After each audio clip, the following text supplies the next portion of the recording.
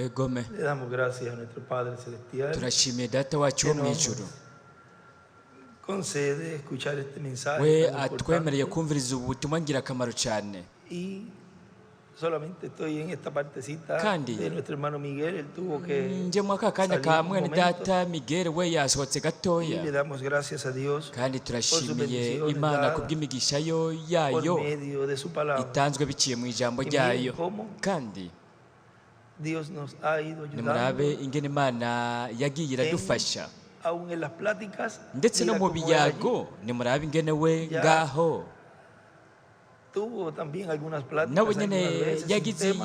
yagiye aragira ibiyago hatarinze gukoreshwa ivyigwa. Rero Imana yaramaze kuduha amajambo menshi. Rero no muri iki gihe cyacu naho, muri iki gihe cyo muri Como kubu, también a veces en las murabona pláticas ingene rimwe rimwe mu que biyago tenemos con los tugirana trabajadores o en la n'abakozi imprenta o en canke algún mu lugar, iyandikiro ry'ibitabo cyangwa mu kibanza que kanaka, hablamos sin tema, turavuga ata cigwa turinze gukoresha, kandi mucha palabra, Imana mucha iraduha revelación ijambo también. ryinshi, guhishurirwa kwinshi Y naho luego nyene.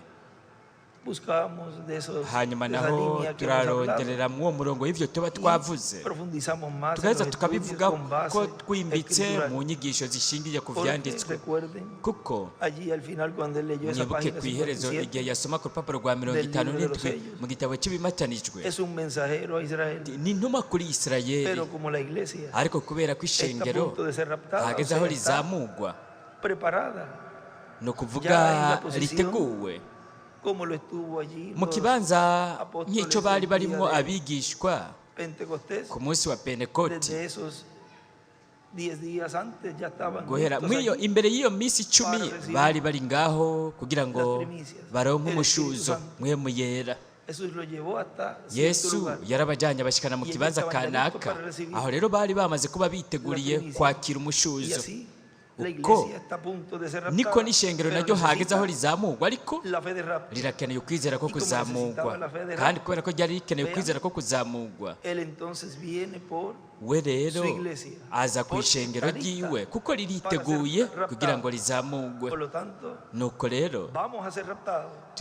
tugiye Y estamos kuzamugwa, obteniendo kandi aquello para lo cual turiko turaronka va a producir ivyo bizozana mu buzima bwacu esa adopción, uko kuragwa mu nuestra mwuzuro, transformación. uguhindurwa Y kwacu. por consiguiente, Rero mu yandi vamos a ver majambo, a los que van a resucitar. tuzobona abagiye kuzuka, kandi seremos tubabonye transformados. tuzoca Y luego de duhindurwa. 30, 40 Hanyuma días, nyuma y'iminsi 30 na 40 a la cena tuje de mu las mazimano bodas y'ubukwe del Cordero. bw'umwagazi w'intama. Todo se está cumpliendo Vyose al pie de la biriko letra. birashyitswe urudome ku rundi, No va a fallar ni por un microsegundo. ntibizokwihenda n'akamikrosegonde na gatoya, Estamos kandi dando en el blanco, turiko turatumbereza ku ibara ryera, marchando en la turiko carretera y en el tugendagendera mu camino ibarabara, mu nzira nyayo y'ukuri, la tierra tugana mu prometida. gihugu Que cy'isezerano. Dios les bendiga, Imana les guarde ibahezagire, y Imana ibarinde, permanezcan ibazigame, agarrados mugume de la enseñanza, mugumije que es la inyigisho. única que les va a producir a usted y a nicyo mí kintu kimwe rudende esa promesa kizobazanira de mwebwe recibir nanje el cuerpo rya eterno sezerano ryo kuronka y umubiri glorificado. uhoraho uhawe ubwiza. con nosotros.